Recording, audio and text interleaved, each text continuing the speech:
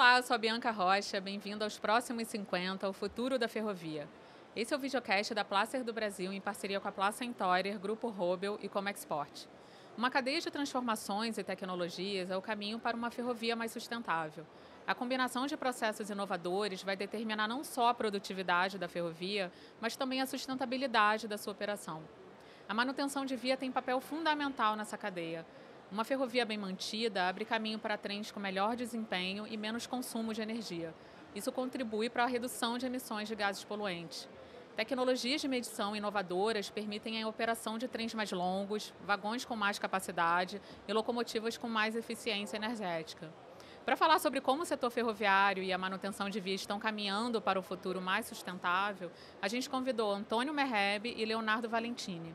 Merhebe é consultor ferroviário da MRS e vice-presidente do IRRA, a Associação de Ferrovias Heavy Haul. Até o ano passado, presidiu o IRRA, acompanhando de perto o avanço das ferrovias no tema da sustentabilidade e descarbonização. Leonardo é gerente executivo de engenharia da CCR Mobilidade. Está liderando projetos nas linhas de metrô e trens operadas pela companhia, com foco numa manutenção mais eficiente e sustentável. Sejam muito bem-vindos, Merhebe e Leonardo. Obrigado, Bianca.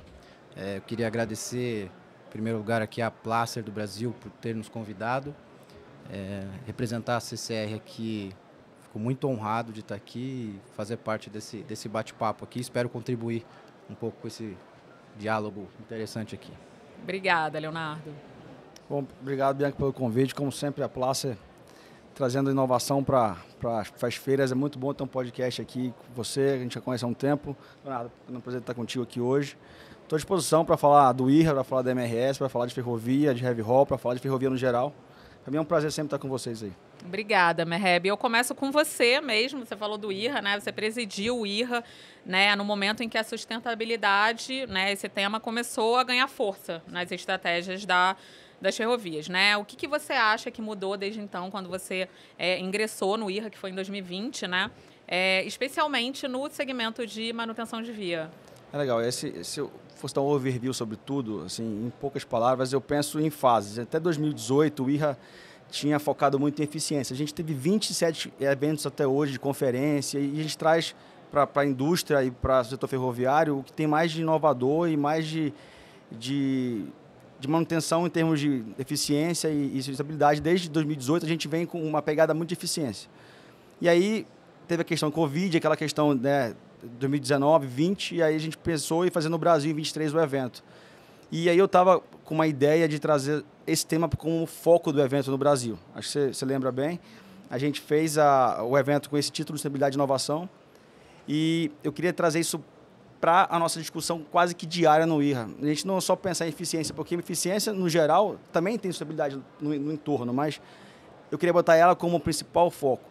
E aí a gente está focando como um próximo passo é ter um próximo report. Você tem o report da Vision que você usou aqui, né? E a gente tem um próximo report de sustentabilidade direta. Então a gente tá só sustentabilidade? Só. Então a ideia toda nessa pegada, já tem 2 anos fazendo pesquisa, trabalhando forte com isso, com o Banco Mundial. E a gente está trabalhando junto para esse novo report nosso. Mas, enfim, é um tema inovador. Foi no primeiro evento do Brasil que teve esse enfoque geral. A gente teve muito trabalho em relação a isso. Acho que é importante trazer. Foi o primeiro ano que a gente trouxe como um tema específico do evento. Teve quase trabalhos, 15% dos trabalhos. De 300 foram mais de 40 trabalhos. Então, você já tem um número expressivo.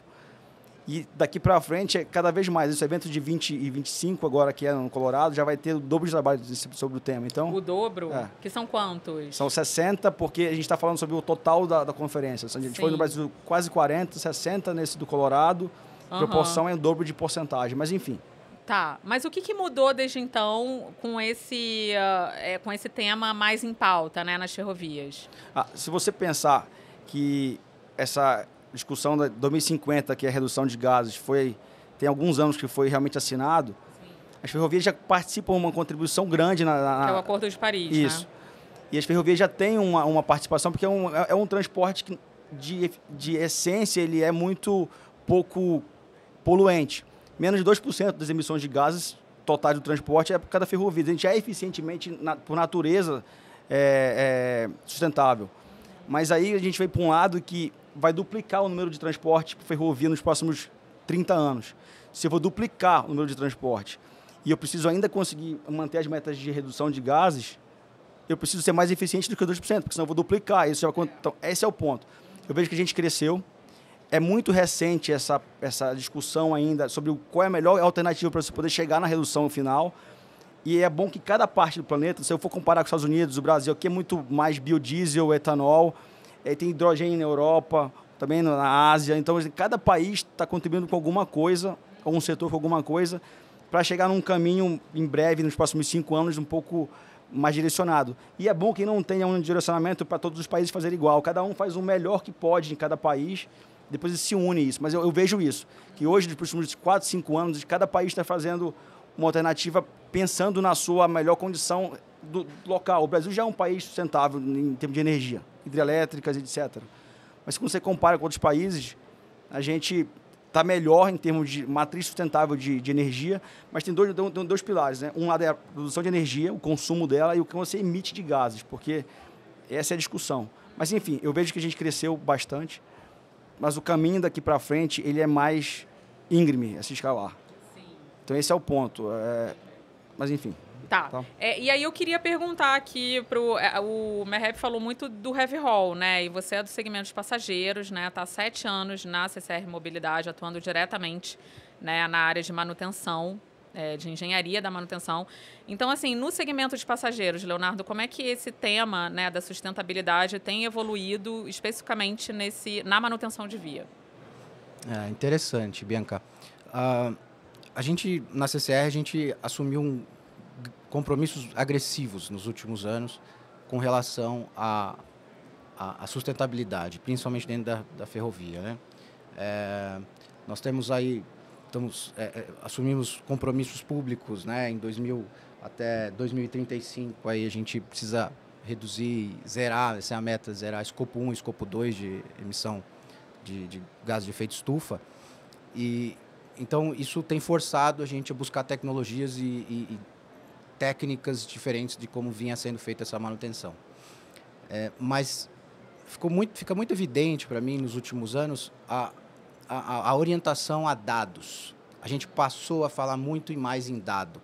A gente falava muito na manutenção em periodicidades fixas, em periodicidades com base nos tempos, nas preventivas, e a gente passa agora a falar em manutenções baseado no uso daquele equipamento, como que ele está se comportando, qual é a condição dele. Então, está se falado muito em Condition-Based Maintenance, né? O CBM, uma cultura de dados, de manutenção data-driven real, não só baseado em alguns indicadores, mas tomada de decisões no momento certo. Então, isso que tem nos conduzido, e esse é o drive principal que a gente está atacando recentemente dentro do grupo como um todo. E na manutenção de via também, né? Na manutenção de via, isso acontece com a gente tem uma equipe muito engajada nesse tema, né? As pessoas têm se capacitado nisso para a gente estar apto a atingir esses objetivos que a gente colocou. Tá, e assim, o uso de tecnologia de dados torna, né, a informação mais assertiva, né, o diagnóstico. Correto. Né? E também mais sustentável, por quê? Sem dúvida.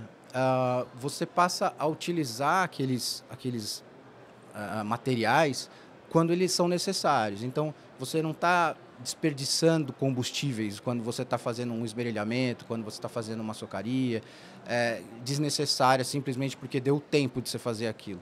Você está fazendo com base em algum dado, alguma constatação de que exige realmente uma manutenção naquele momento. Então, isso é pura sustentabilidade, então não vou desperdiçar recursos. Esse que eu acho que é a conexão principal dessa manutenção com a sustentabilidade. Sim, legal.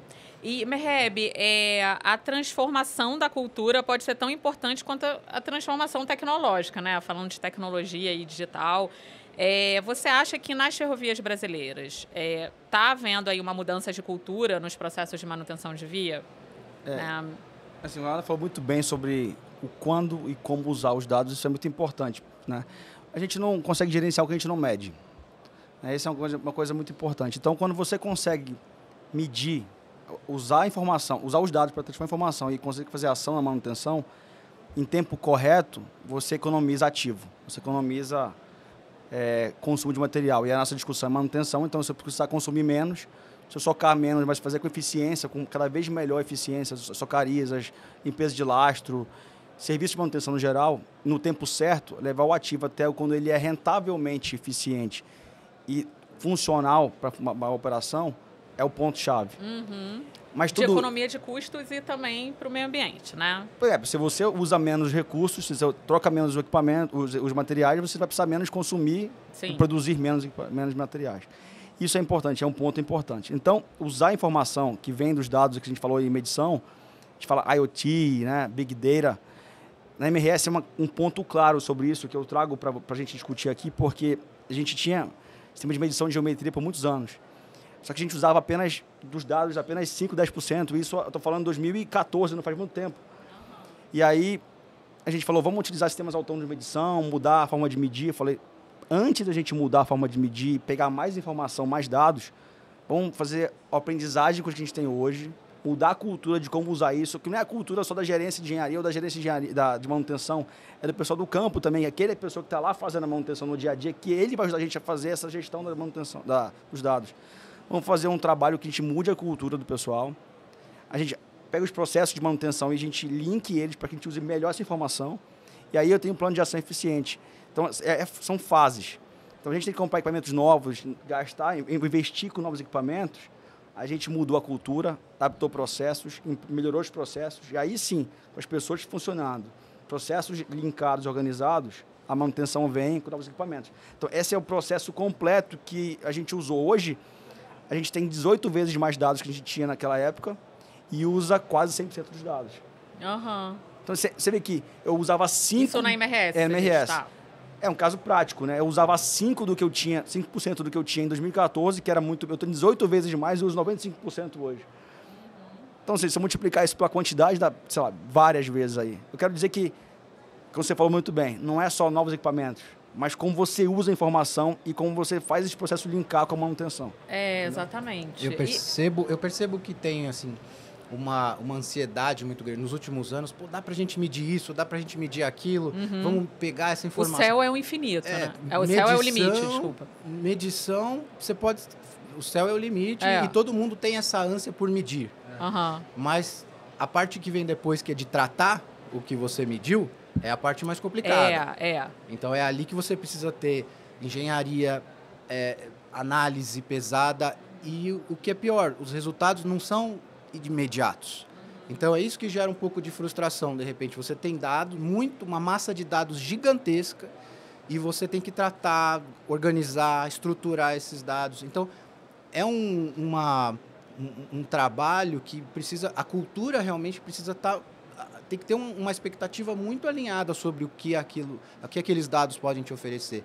E um ponto legal que o Mehev falou, o fato da gente muitas vezes medir e não utilizar essas informações depois, gera uma frustração imensa de quem mediu. Entendi. Então, é desperdício de recurso, é desperdício de energia de quem está lá na ponta, medindo, e a gente tem essa frustração que depois na próxima, na segunda, na terceira rodada que ele tiver que fazer a medição, ele já não vai fazer com tanto carinho, com tanto cuidado, e a gente pode ser enganado às vezes, e aí quando você precisa do dado, você não tem. Então, aí é pior, né? É pior você achar que tem o dado e não tem do que não ter. Então, aí a gente acaba caindo nessas armadilhas.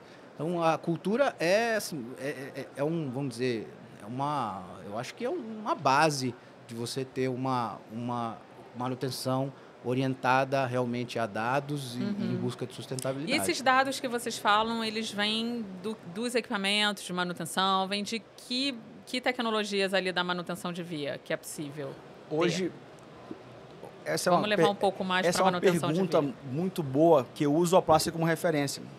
Por quê? Hoje as máquinas de manutenção não só dão manutenção, mas elas também geram informação de como está a via, de condição. Isso foi uma das coisas que a Placer fez, as primeiras máquinas que fazem isso de socaria, conseguirem avaliar o estado da via para conseguir alimentar a base. Hoje funciona assim, a Placer já tem esse avanço, isso é uma coisa que eu vi em acho que foi 18, não sei qual foi no Outran, 18, 19, na Placer. Fui na Áustria naquele período também com vocês. Mas também, assim, a MRS funciona, os dados vêm de geometria, vêm de carros de medição de trilho, de perfil de trilho, vem de imagem de trilho. Então, a gente faz um banco de dados que você gera, também tem GPR, que mede a condição do lastro. Então, você agrupa os dados, ultrassom é um outro exemplo também. Então, você faz uma base de dados que tem a referência de quilômetro post, que é GPS, e você faz um overlay de cada dado. Então, isso, onde vai? Vai para um data lake que a gente criou. A gente faz, ele falou exatamente isso antes. Você filtra os dados, limpa os dados, você organiza. É como uma biblioteca, que você vai lá, sabe exatamente onde está o seu livro, você vai lá e pega e organiza e lê o livro. É a mesma coisa na questão dos dados. Então, você tem esse data lake. Ctrl+F. É a procura certa e a organização. Então, você faz esse overlay de dados. A gente tem um sistema de gestão hoje que a gente contratou fora do país, é um System as a Service, o SaaS. E essa plataforma, ela pega o nosso data lake, os dados, ela organiza esses dados e faz as análises que a gente criou algoritmos para isso. Isso é o caso prático nosso. Mas é basicamente assim que funciona em todo lugar. A via se mede por geometria, inspeção de ultrassom, imagem e vários outros, GPR, deflexão, e você bota isso numa base de quilômetro e faz um overlay. Aí o mais importante é entender qual dado melhor correlaciona com o outro dado, porque nem sempre um dado vai ter a relação certa com o outro. Depende, se a geometria é melhor com qual canal, alinhamento ou superelevação. Então, isso é umas questões mais técnicas, são mais técnicas essas questões, mas, enfim, é um exemplo de como isso é feito na forma de organização e tratamento. Legal. Leonardo, e o custo, né, da implantação dessas tecnologias, né, que tornam o processo mais sustentável? Ainda é um gargalo, ainda é um desafio para as operadoras? Eu diria que sim, Bianca.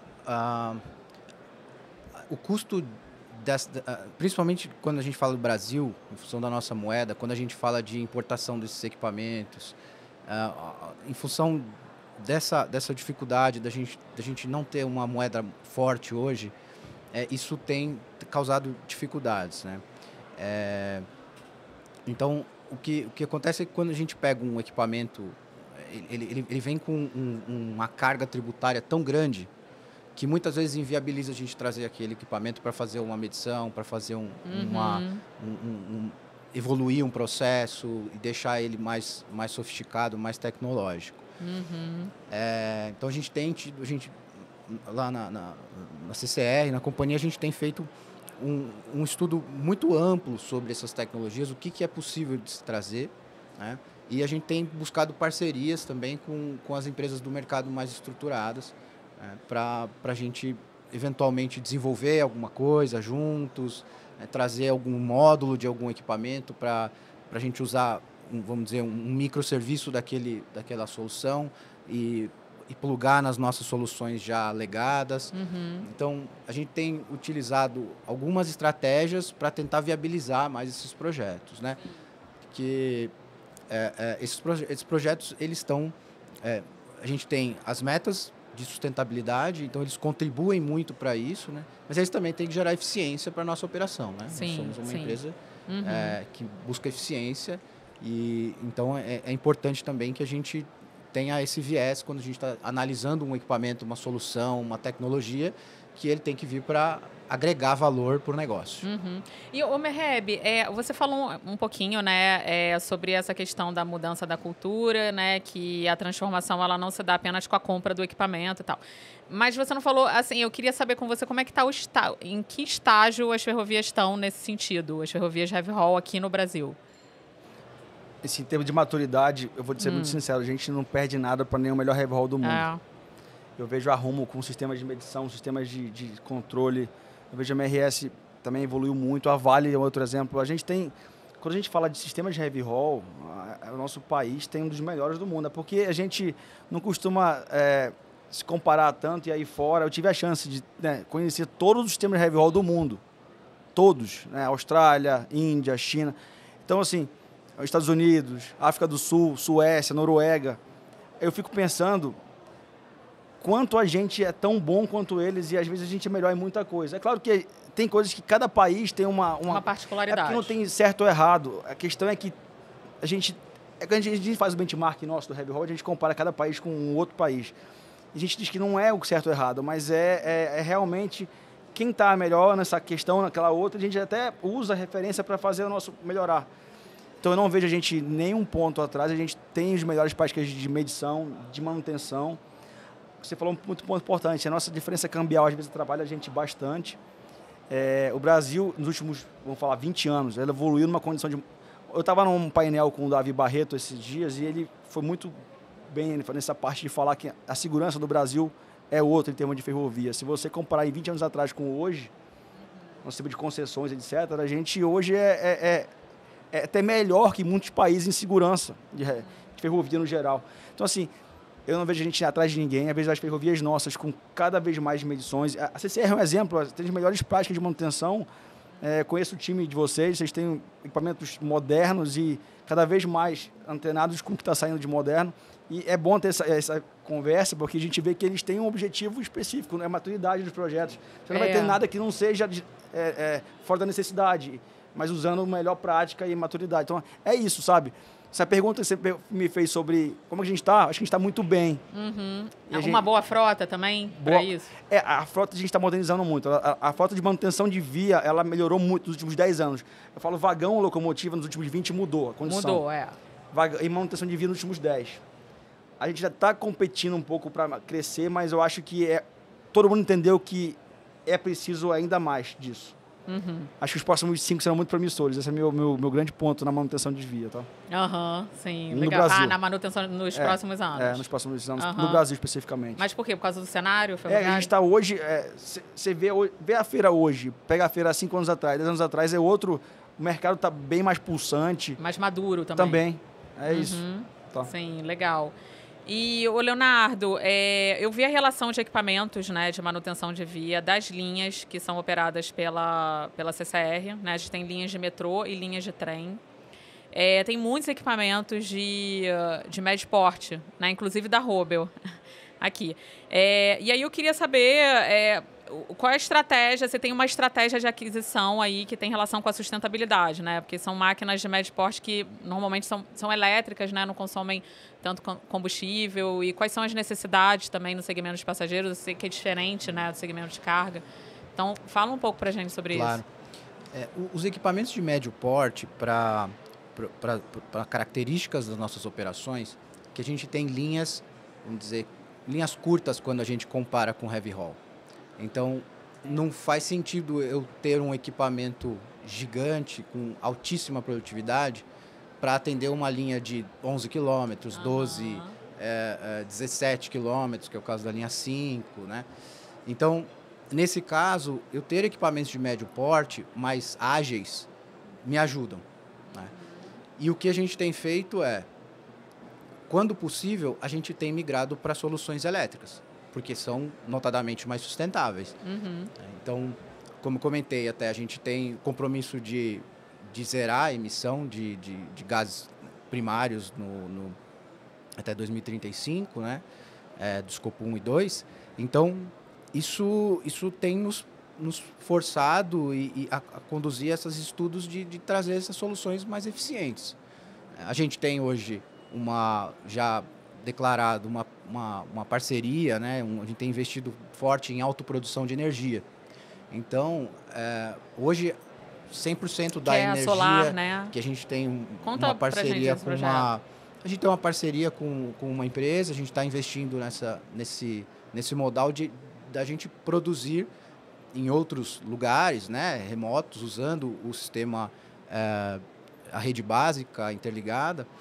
A gente tem essa facilidade de ter em outros locais que não são na ferrovia, possibilidade de produzir energia e a gente transmitir essa energia através do Sistema Nacional Interligado. Uhum. Então, isso é um projeto muito legal, sustentável. Já em 2024, a gente foi 100% a energia que a gente consumiu já é 100% de origem renovável.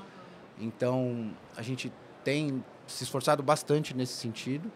E uma vez que a gente parte para esses equipamentos com o uso de energia elétrica, a gente está dando passos cada vez mais, né? São pequenos passos, porque os equipamentos são menores, os equipamentos não são grandes, né, máquinas, mas são pequenos passos sempre na mesma direção. Sim. E isso que é interessante. E nas ferrovias heavy haul, isso é possível, a adoção de fontes alternativas, assim, mais sustentáveis? Como é que tá isso, Merheb? Vamos lá, tem a parte operacional e a parte de manutenção. Acho que são duas coisas diferentes. No final se juntam, mas no início, nesse momento ainda são diferentes porque a gente tem consumos de energia de uma potência muito grande. Para você mexer um trem de carga, você precisa de muita potência. Eu tenho um estudo do Banco Mundial que a ideia nos próximos 30 anos é se reduzir 95% o consumo de óleo, consumo de biodiesel, qualquer coisa que seja diesel na parte de usar hidrogênio nesse sentido.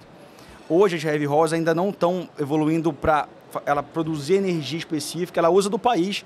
E aí que é ponto, o Brasil tem uma grande parte sustentável. A CCR, eu não sabia, parabéns, o trabalho é fantástico. Você já produz a sua energia sustentável, você usa sistemas que não emitem, né? É fantástico. No heavy haul tem uma complexidade um pouco maior, porque a nossa condição de consumo é um pouco muito maior, mas acho que essa tendência tem que ser replicada. Eu acho que é uma coisa que eu gostei muito e vou trazer para a nossa discussão nos nossos painéis. A ferrovia investir em produção, porque ela usa a produção dela e equilibra a matriz. Pelo menos uma parte. Sim. Também, né? A grande discussão dos trens de carga pesada é que, depende do relevo, você não consegue ter um sistema totalmente elétrico, porque a Índia, por exemplo, ela tem umas ferrovias mais planas, aí você consegue fazer, mas a Canadá não tem tanto. Então, assim, você tem que usar sistemas híbridos, às vezes, para você transpassar as montanhas, enfim. Mas isso você diz locomotiva, né? Material rodante. Material rodante. Para equipamentos de via, tem possibilidades? Eu acho, aí o hidrogênio vai atender mais rapidamente, porque são equipamentos menores. Então, na parte operacional, no sistema ferroviário grande, na operação, é mais difícil nesse momento agora. Nos próximos 10 anos vai mudar.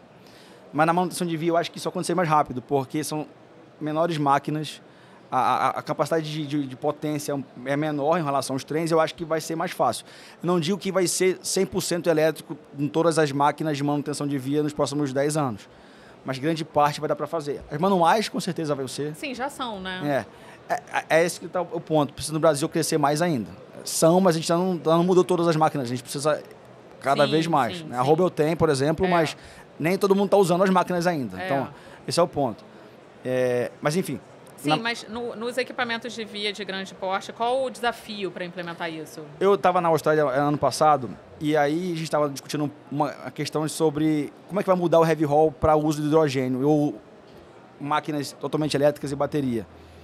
A discussão de uma das empresas que estavam lá de material de manutenção de via, de máquinas de via, perguntou para a gente como é que vocês podem apoiar até as empresas e entender como é que vocês estão evoluindo nisso, porque ainda é uma coisa de muita dúvida de qual é o melhor caminho a seguir. Será que eu vou bateria? Será que eu vou hidrogênio? Será que eu vou usar sistema totalmente elétrico? Essa é uma discussão que ainda existe, então, né?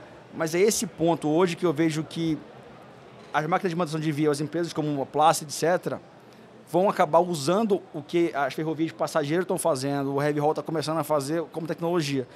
Se você me perguntar qual é o melhor caminho... É o quê? O elétrico? Deve ser bateria, provavelmente. Porque nem toda ferrovia tem catenária para você conseguir pegar energia elétrica para fazer a operação. Sim. Principalmente no Brasil. Né? Então, isso, eu acho que vai ser hidrogênio nos próximos 5, 6 anos, que acho que dá para essas máquinas menores, por socadora, por exemplo, talvez hidrogênio e baterias. É esse que eu vejo de manutenção de via.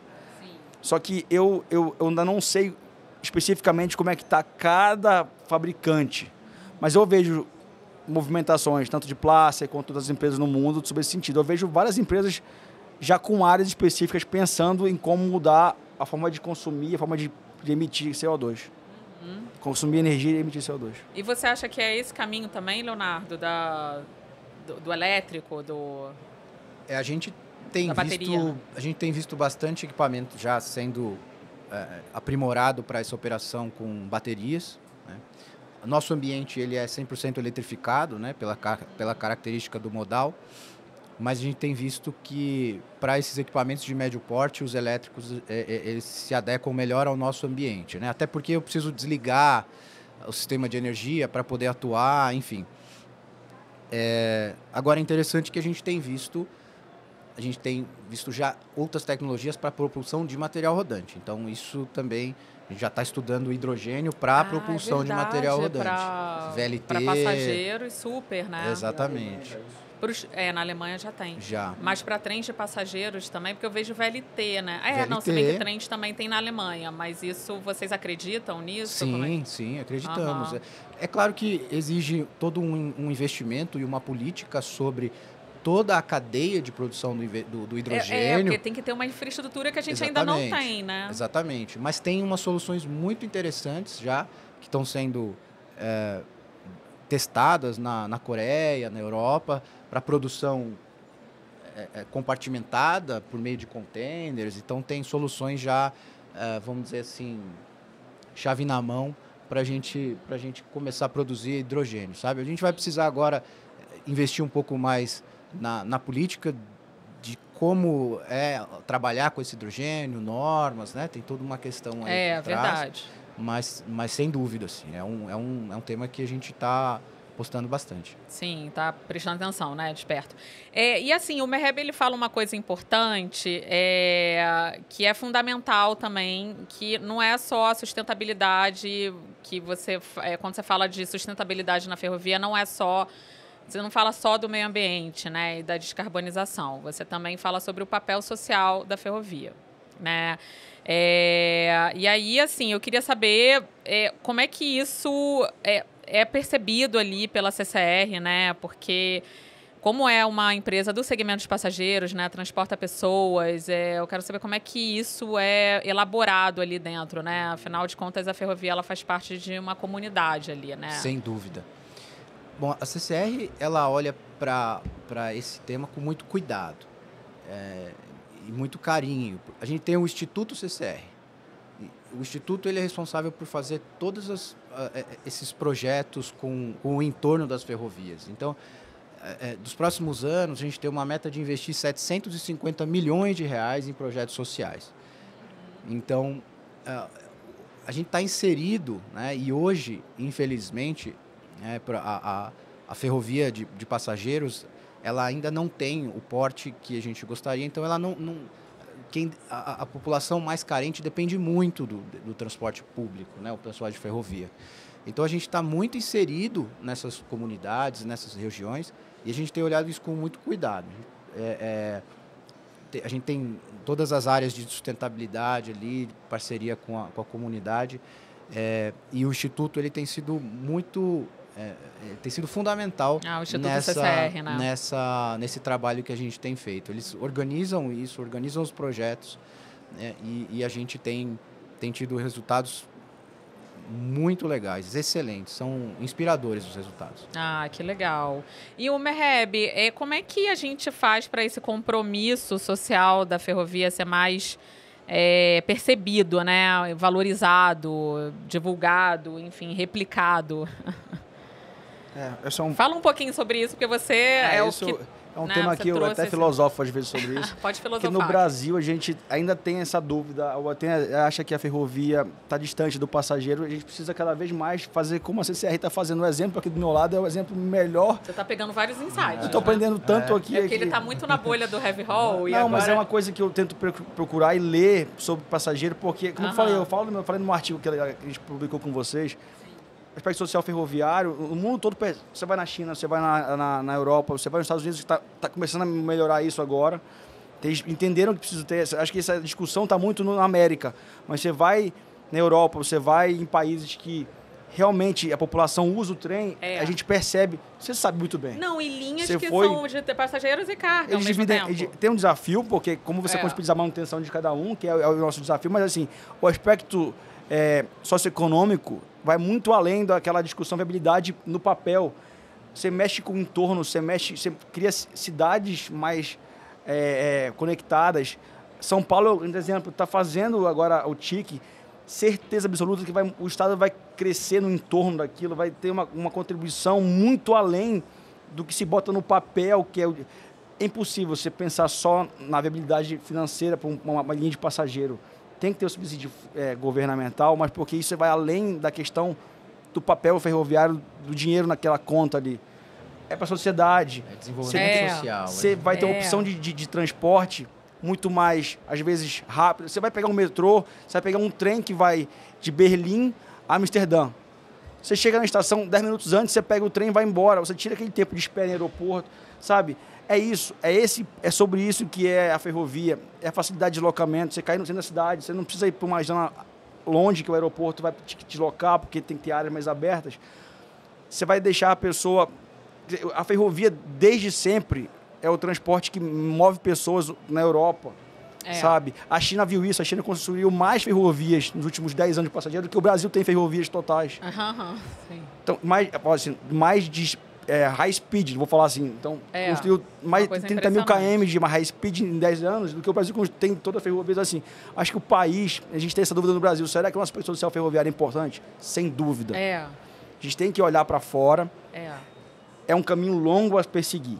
Sem dúvida porque a gente tem um país muito grande, mas São Paulo é um estado tão grande que está fazendo muita população, acho que vale a pena estar sendo investido. Sim. Assim, é um ponto sobre isso. Eu acho que, filosoficamente, eu poderia falar muito, mas eu acho que é pensar, olhar para fora um pouco e ver que a ferrovia é parte da comunidade. Ela não é só financeiro no papel. Claro que, no final das contas, eu preciso parar em pé um negócio, mas se você botar o entorno funcionando, dá muito mais viabilidade no projeto. E esse apelo é importante para as pessoas no Brasil perceberem também, né? Sentirem parte. Se sentirem parte e perceberem a importância de realmente investir em ferrovia, né? Porque, sei lá, eu sinto que no Brasil as pessoas não percebem essa necessidade, né? Assim, eu acho que falando, né, desse ponto social, acho que talvez as pessoas consigam entender melhor, né, o papel da ferrovia, a força que a ferrovia traz, né, quando ela é implementada ali no entorno. Você pega, nesse exemplo, a transformação que foi o VLT Carioca ali na região do Porto do Rio de Janeiro. Foi incrível aquilo, né? É verdade. E o TIC Trens vai ser assim também, né? A gente não tem dúvida. Sem dúvida. Um projeto. E o Meheb, você falou um pouquinho, né, sobre os trabalhos que foram apresentados em 2023, né, sobre sustentabilidade, que foi um recorde. E aí eu queria saber qual é a expectativa para a conferência desse ano, né? Se realmente está indo nesse caminho. Você falou que vai dobrar esse ano, em proporção e porcentagem, sim. Mas assim, em temas assim, de sustentabilidade, o que está dentro de sustentabilidade, o que se está focando mais? A descarbonização é o papel social?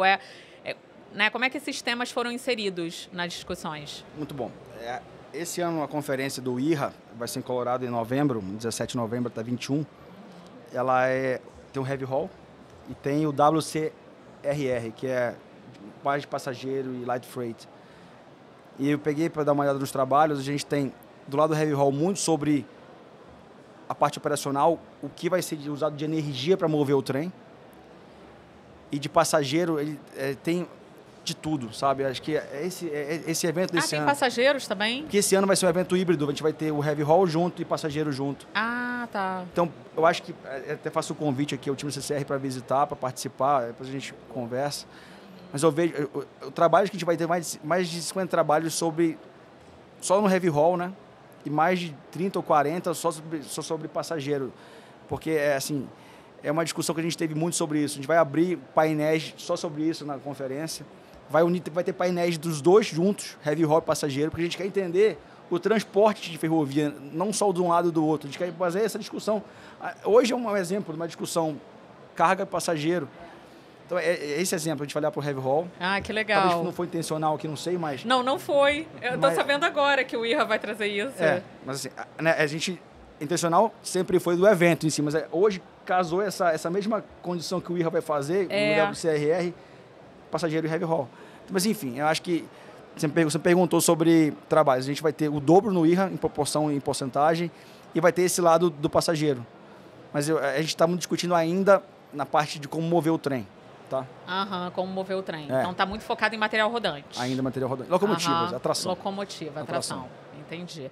E quais são os projetos da CCR Mobilidade para enfrentar esses eventos climáticos extremos que a gente está passando e que, enfim... Né? É assunto relevante, né? A gente tem tratado isso também com muito cuidado dentro da companhia. Hoje a gente implantou um programa de resiliência climática em todos os ativos da CCR, tá? Inclusive não só ferrovias, como também rodovias e aeroportos. Então, é um programa realmente que a gente faz um mapeamento de riscos desses ativos em cada condição de clima extremo, né? De um evento, uma chuva intensa, ventanias, tempestades. Então, para cada tipo e cada região foi mapeado esses riscos, né? E desses riscos foram desdobradas diversas ações. Dentro das ferrovias, especificamente, a gente tem o que a gente chama de o plano verão, que quando a gente vai se aproximando dessa época, onde a gente tem uma atividade mais intensa desses fenômenos, desses eventos, a gente tem preventivamente, a gente faz uma série de substituições, mesmo que sem necessidade, aparentemente, de limpezas, algo que pode parecer que está limpo, de drenagem, substituição de algum componente do trem que é mais demandado numa situação dessa. Então, a gente faz uma troca preventiva nesses planos, que a gente chama de plano verão, para encarar essa fase com fenômenos naturais, né? Cada vez mais, isso está ficando mais frequente. Eu assisti uma palestra recentemente que assim, é assustador. É assustador. Assustador a mudança do clima realmente no mundo. E a gente está tendo que se preparar como a gente não fazia antes. Então, Sim. a gente passava por esses invernos e verões mais ou menos no mesmo regime. E hoje a gente tem que ter uma estratégia diferente.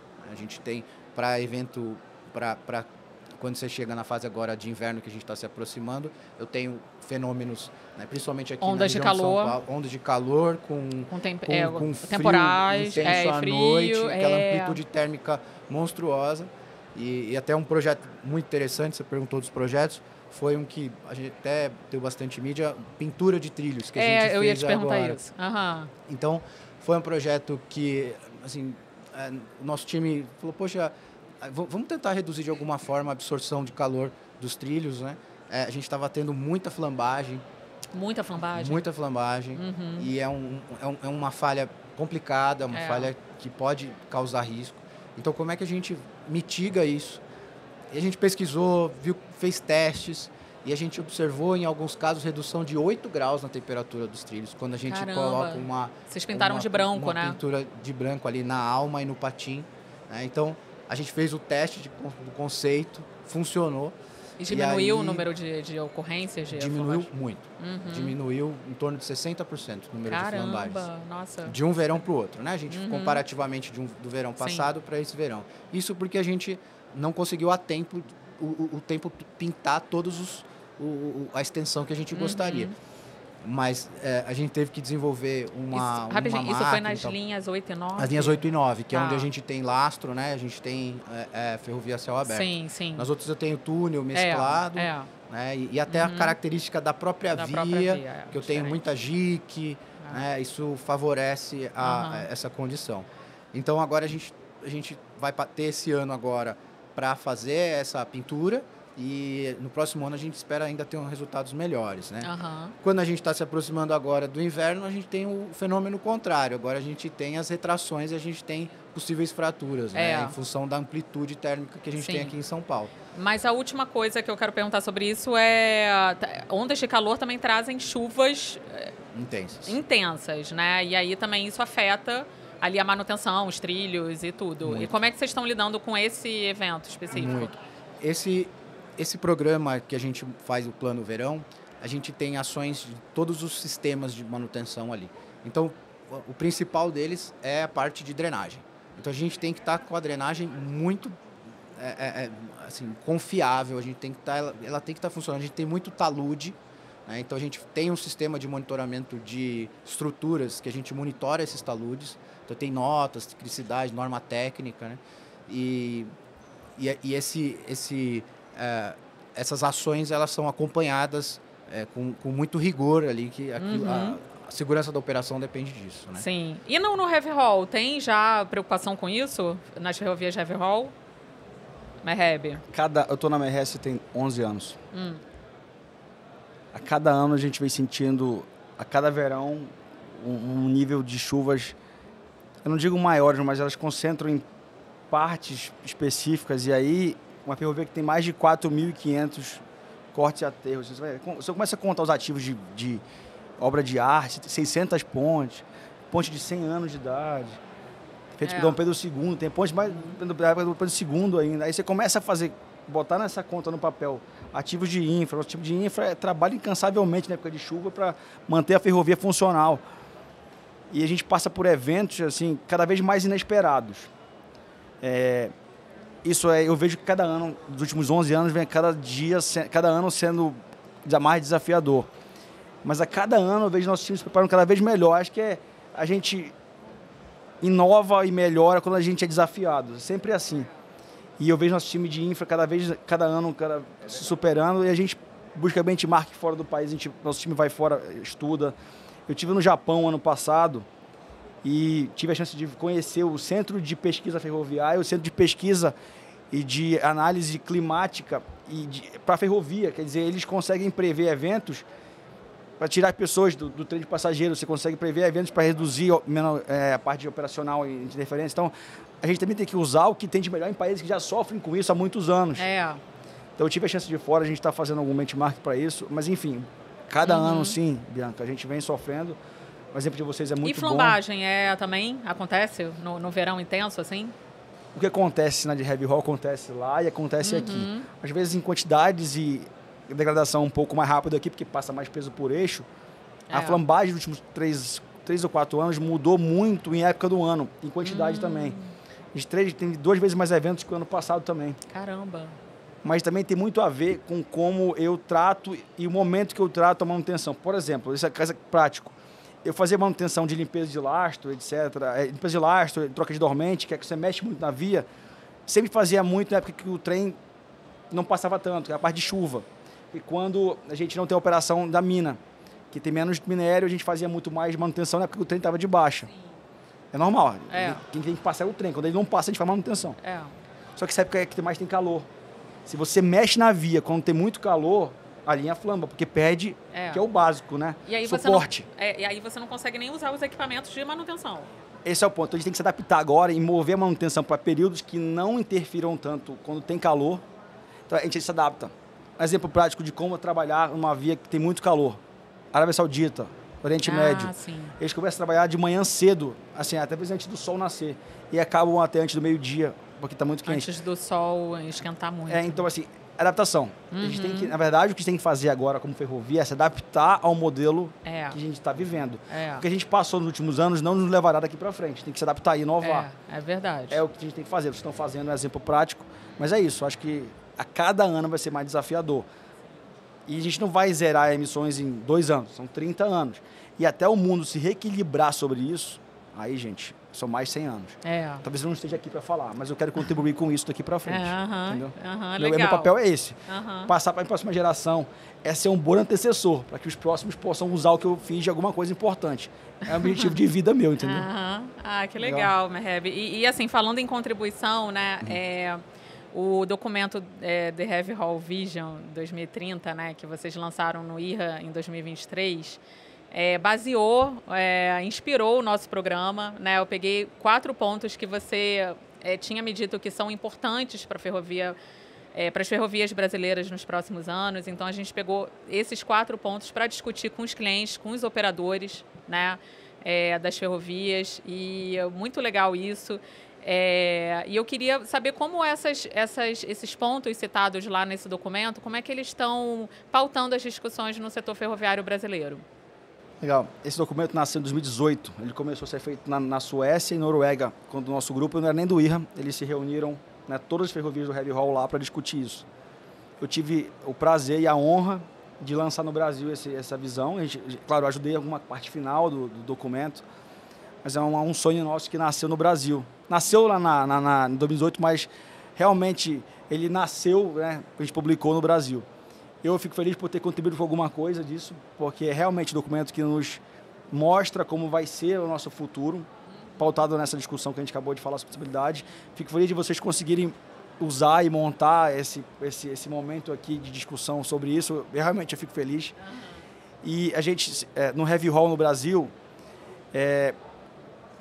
uma coisa importante. No nosso evento no Brasil 2023, a gente teve o recorde de trabalhos do Brasil.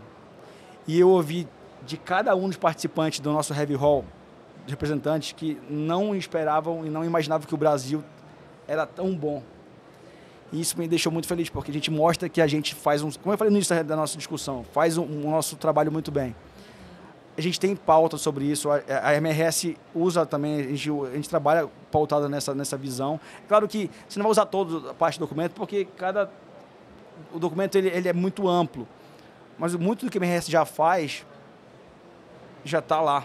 Já está lá. Eu vejo também que as ferrovias como a Rumo já usam muita coisa.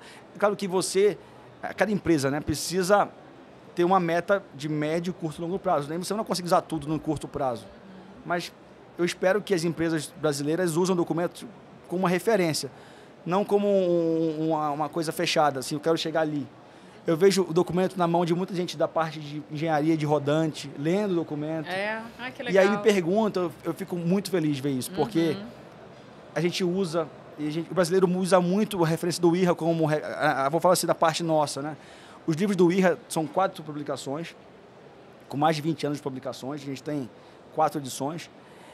E foi o primeiro documento que eu tive quando eu iniciei na ferrovia. Eu cheguei lá para o gerente na época que trabalhava, eu falei, eu quero entender um pouco mais sobre Heavy Hall. Ele pegou o livro do IRRA, primeiro, falou, vai ler esse. Eu tinha dúvida, né? Aí eu quero ler sobre isso. Ele falou, deu outro documento do IRRA, vai ler esse segundo livro. Então eu li os 3 documentos no meu primeiro ano de ferrovia de Heavy Hall. Aí eu falei, eu quero fazer parte disso. Porque é aqui que está a base, vem o histórico. Então o Brasil usa a referência do Heavy Hall. Já está no nosso sangue. Eu falo das ferrovias nossas, a gente usa, tanto que a gente está bem comparado ao mundo.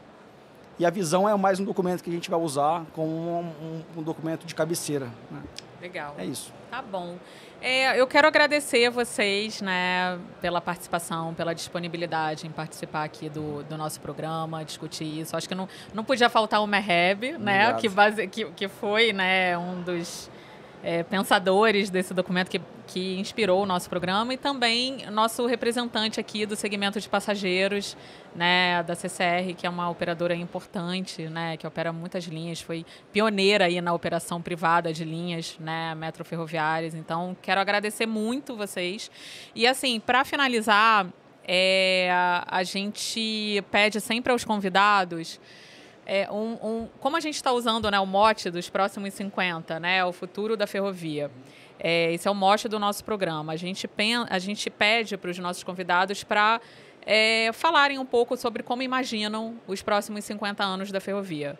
Né? Pode ser, não sei, uma frase, pode ser um pensamento, um modelo de fazer negócio diferente, uma tecnologia que ainda não existe que vocês acham que vai ser necessária. Fazer um exercício aqui de futuro para a gente falar sobre como é que vão ser esses próximos 50 anos. Quem quer começar? Olha, eu tenho um desejo para os próximos 50 anos. A ferrovia, ela tem um histórico de ser um ambiente muito machista. Uhum. Sim, muito masculinizado. Muito masculinizado. Então, eu realmente espero que a ferrovia nos próximos 50 anos se torne, obviamente, isso não tem outro caminho, ela vai ser muito tecnológica, ela vai ser muito eficiente, muito mais verde, mas eu queria muito que ela fosse mais inclusiva, em termos de gênero, de raça, de credo, e eu queria fazer essa provocação para as empresas que façam que instituam programas dentro das companhias, que tragam principalmente a mulherada para trabalhar na ferrovia. É muito difícil. Primeiro, parabéns aqui, Bianca está aqui.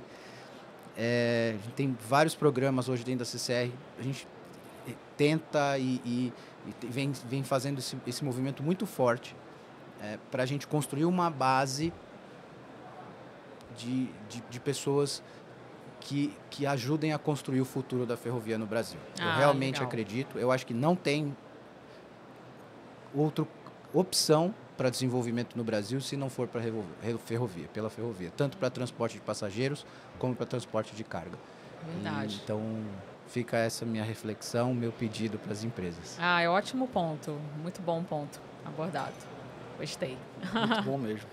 Bom, da minha parte, eu nos últimos 3 anos eu tentei entender qual era o maior gargalo da ferrovia no geral no mundo.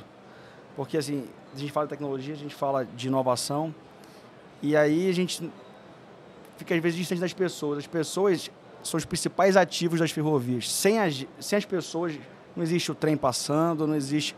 Por mais que você tenha AI, ela vai cada vez mais ajudar a gente a fazer melhor as coisas, mas sem as pessoas isso aqui não vai funcionar. E cada vez mais tem menos pessoas interessadas a ir para o campo, porque a ferrovia não passa no escritório, gente, ela passa lá fora. E aí é o desafio de ter pessoas interessadas a ir para o campo. Eu sou otimista, mas o caminho também passa por pessoas. A gente tem que entender que as pessoas são os principais pilares do nosso setor, e de qualquer setor, né, industrial como o nosso. Claro que a tecnologia vai ser suportada, mas as pessoas são os principais pilares. E a gente também tem isso como base da visão. Uhum. Se você vê lá, a gente tem isso como base. A força de trabalho, né? Porque a gente tem que se adaptar com o AI, mas também a gente tem que saber que as pessoas precisam cada vez mais ser o foco das discussões.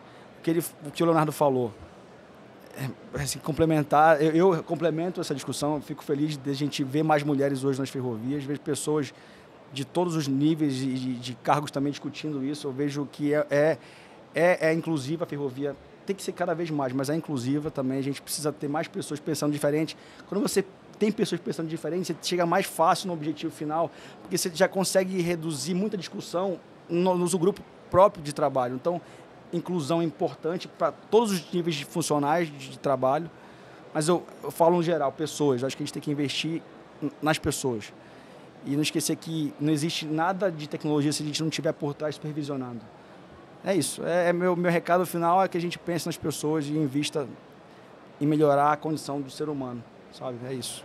Ah, que legal. Obrigada, gente. Eu adorei. Nossa, foi ótimo. Vocês trouxeram insights muito legais, importantes, assuntos muito importantes que não haviam sido, né, não foram tratados em nenhum outro episódio, assim. Eu achei muito legal mesmo. Que bom que a gente conseguiu reunir vocês aqui.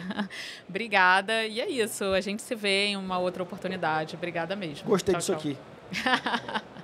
Obrigada. Obrigado, tchau, gente. tchau. Obrigado a todos aí. Obrigada.